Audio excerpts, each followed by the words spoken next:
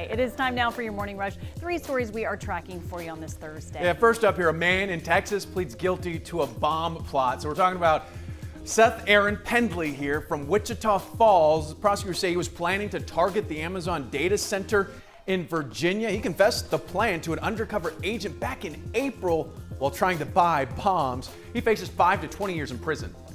Next, check before you try to power up. 1.7 million voltage testing tools are being recalled because the power switch may not work. This affects the Klein Tools non-contact voltage tester model NCVT1.